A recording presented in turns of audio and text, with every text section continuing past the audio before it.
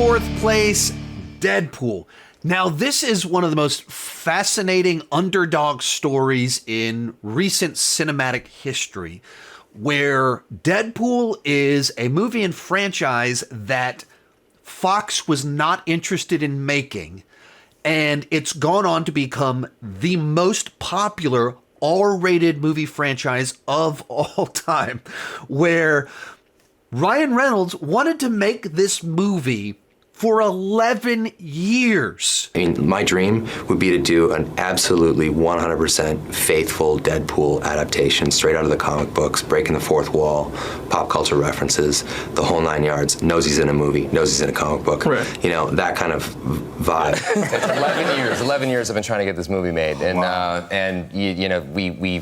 We had a script, we did that about 6 years ago, then we did a little bit of test footage for this movie. But Fox kept saying no, they didn't understand the concept, they were gun shy about making an R-rated comic book movie, and they just didn't fully understand the concept. There was a moment when there was an offer of, okay, well, maybe we'll just make this PG-13. And they still didn't want to make the movie a PG-13. Right. So I actually think what was keeping them from it was that when you read it, it just was so different than anything else that existed out there, period, but especially within the superhero genre.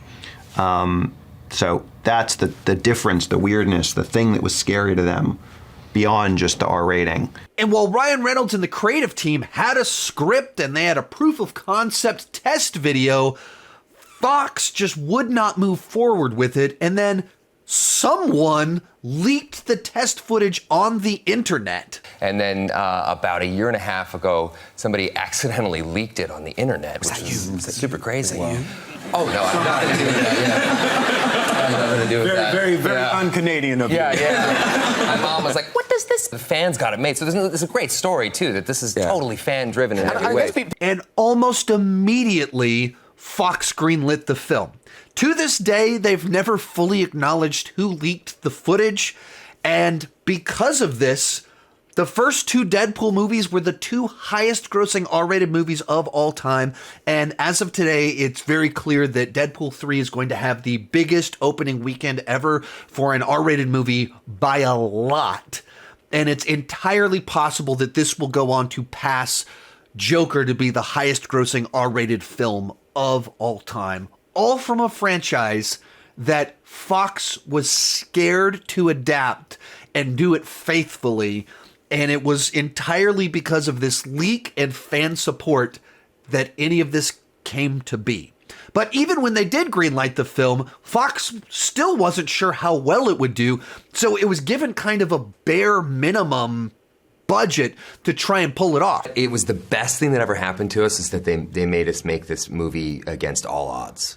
You know, that they gave us the absolute bare minimum. You could never have done what we did in the Deadpool movie with any other director, I think, because Tim Miller is a visual effects artist, so he really squeezed $10 out of every dollar they gave us, and that was a real help to us. And not only that, we get to rely on character. You know? But those budget constraints and the limited scale of the film turned out to be kind of its secret biggest asset. Now, of course, the character played by Ryan Reynolds, that's the biggest assets right there. Then you, of course, also have a great script, and they pulled it off. But some of the charm of this film, even in the Deadpool franchise itself, is that it's a very simple, straightforward film that about a guy that likes a girl that gets sick, does something extreme to try and help save himself, and then he goes out for revenge.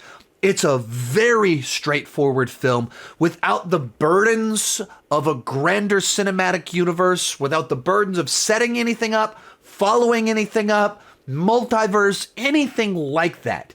It's a very straightforward love and revenge story. Any complexity only comes from the fact that it's told non-linear. And the reason that it's told non-linear is so that you can put some action earlier in the film than if you told it in chronological order. But because of that, it has a certain simplistic charm to it, where you're just invested in the characters, the banter, the simplistic motive of revenge or trying to desperately live longer to spend more time with this woman.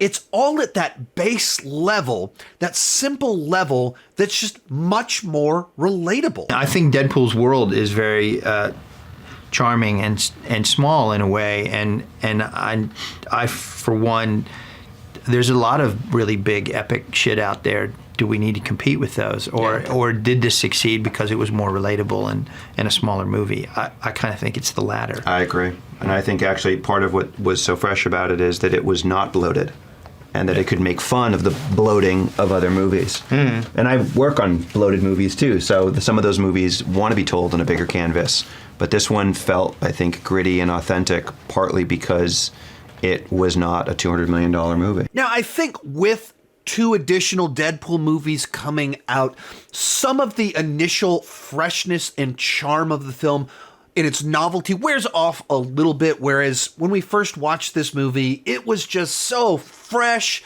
and fun, where you have this irreverent character breaking the fourth wall, making fun of Fox and everyone else in the process. It was something that was so original about that back 8 years ago that's not quite the same now, where some others have done some fourth wall breaking. That irreverence is a little bit more common now.